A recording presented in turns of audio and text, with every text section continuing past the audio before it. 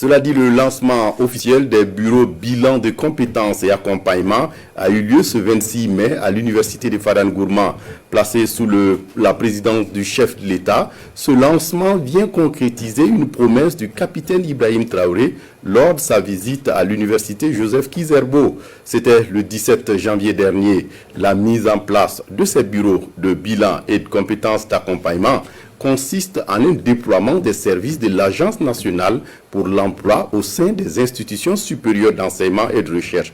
L'objectif étant d'informer, d'accompagner les étudiants pour une meilleure insertion professionnelle. Désiré Ilboudo, Ibrahim Sanou sur place à Fadane Gourma. Je déclare lancer les dispositifs d'information et d'orientation des étudiants au sein des universités publiques et privées du Burkina Faso. Ces bureaux, bilan de compétences et accompagnement, ainsi lancés à l'université de Fadane Gourma, répondent à une promesse du chef de l'État lors de sa visite à l'université Joseph Kizerbo le 17 janvier 2023. Il s'agira de déployer les services de l'Agence nationale pour l'emploi au sein des institutions supérieures d'enseignement et de recherche. Les exigences nouvelles du marché de l'emploi contribuent à faire émerger une conception nouvelle de l'université qui ne doit plus être celle qui délivre seulement le diplôme, mais plutôt celle qui transmet des savoirs opérationnels orientés vers l'exercice d'un métier. L'on constate que la majorité des jeunes diplômés qui arrivent sur le marché de l'emploi n'ont aucune connaissance ou très peu des opportunités qui s'offrent réellement à eux. C'est pour pallier à ces insuffisances que la mise en place d'un dispositif de proximité facilitant l'accès à l'information et à l'orientation vers des opportunités d'insertion s'avère nécessaire. Ces bureaux doivent combler des insuffisances liées au format actuel de nos formations universitaires. Elles doivent pour cela accomplir plusieurs missions. La mise en place des bureaux bilan de compétences et accompagnement vise à informer les étudiants sur les opportunités, les caractéristiques et les exigences du marché du travail, assister les étudiants dans la réalisation de leur bilan de compétences, assister les étudiants dans la définition de leur parcours professionnel d'emploi, assister les étudiants dans la construction de leur devenir professionnel et surtout leur permettre d'accéder à une offre de services pour l'insertion de l'ensemble des ministères existants et aussi du secteur privé. La première phase des bureaux bilan de compétences et accompagnement concernera les 14 universités publiques.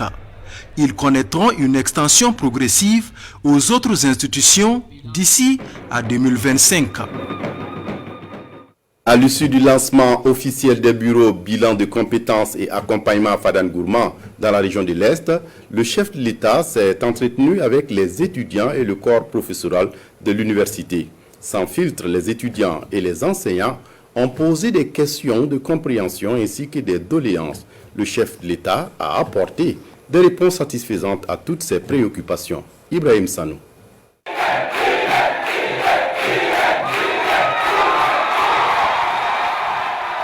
C'est dans cette ambiance des grands jours que le chef de l'État, le capitaine Ibrahim Traoré, est accueilli à l'université de Fadane Gourma. Venu lancer la mise en place des bureaux, bilan de compétences et accompagnement, l'occasion est belle pour échanger avec le monde universitaire. Plusieurs préoccupations sont à l'ordre du jour. Vous remarquez que beaucoup de gens ont l'amour, la passion, vraiment, et côté armée et au niveau de la police et de la gendarmerie, voilà, de défendre voilà, la patrie. Mais ils font d'âge et militaire à 25 ans, ils sont obligés à briser leurs rêves. Nous avons vraiment besoin d'infrastructures. Je suis aussi dans le conseil d'administration, mais nos budgets ne nous permettent pas vraiment de construire. Si mon excellence, avec le gouvernement, les membres du gouvernement qui sont ici, si vous pouvez vraiment trouver une solution à ce niveau. Merci pour votre engagement à recouvrer l'intégrité territoriale de Burkina et à restaurer surtout la dignité du peuple burkinabé. C'est important. L'une de vos réponses à une question à l'université Jacques Kizerbo, quand une étudiante vous avait demandé quelle est votre plus grande peur, vous avez cette peur-là. C'est un jour ne pas trahir votre peuple. Je souhaite que vous ne trahissez pas votre peuple. À toutes ces préoccupations, le chef de l'État rassure. La question de l'âge du recrutement s'est revenue donc à 2 fois. Bon, déjà peut-être, il y a vite fait un communiqué qui est sorti. On va revoir le communiqué alors.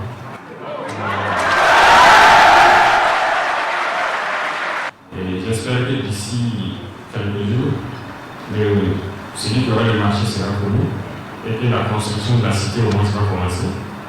Vous verrez comment accroître la capacité des salles de cours. La bibliothèque, pour l'instant, si on a pu établir l'Internet, on verra donc en ligne comment vous pourrez déjà commencer à vous inscrire en attendant qu'on puisse avoir une bibliothèque digne de ce nom. Il faut que vous preniez conscience de notre situation, vous preniez conscience de vos forces et de vos faiblesses, que vous preniez conscience de vos potentialités, et je pense que personne ne doit pouvoir encore changer le fil des choses. Au fur et à mesure que je passe dans certains lieux, c'est en même temps une occasion pour moi qu'on puisse se sensibiliser, échanger sur l'avenir. Qu'est-ce qu'on veut du Burkina? Plusieurs autres préoccupations, notamment les questions sécuritaires, ont trouvé des réponses satisfaisantes. Actualité dans ce journal, le PNUD fait don d'un important lot de matériel au ministère en charge de l'administration territoriale. C'était hier jeudi. C'est un lot d'équipements et de matériel destiné aux unités de la police et de la gendarmerie nationale. En remettant ce matériel, le PNUD entend aider à la facilitation de la stabilisation de la région de l'Iptako-Gourma et de sa fenêtre au Burkina Faso. Le témoignage de Bienvenue Tansa. Le PNUD apporte sa contribution au combat contre l'insécurité au Burkina Faso. Il inscrit un soutien aux forces de défense intérieure dans son programme, notamment les unités de la police et de la gendarmerie nationale.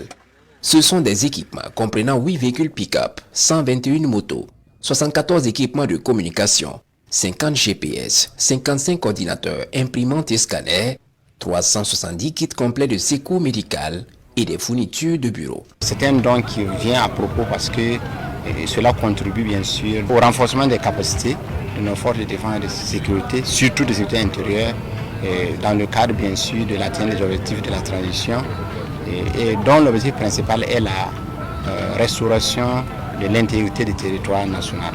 Un geste qui vient à point nommé au regard de l'urgence du moment. Il vient apporter un plus à la lutte contre l'insécurité au Burkina.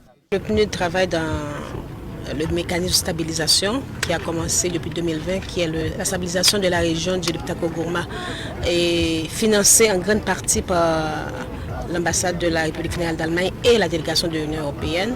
Donc dans le cadre de ce don, c'est vraiment ça renforce le pilier, un des piliers de la stabilisation, qui a trait, comme le ministre l'a dit, à l'intégrité du territoire. Ça, c'est la preuve que l'Allemagne était toujours et restera un partenaire fiable du Burkina dans tous les domaines, parce qu'avec ce soutien pour les forces de défense et de sécurité, surtout bien sûr les forces de sécurité internes, nous contribuerons significativement à le renforcement des capacités des FDS.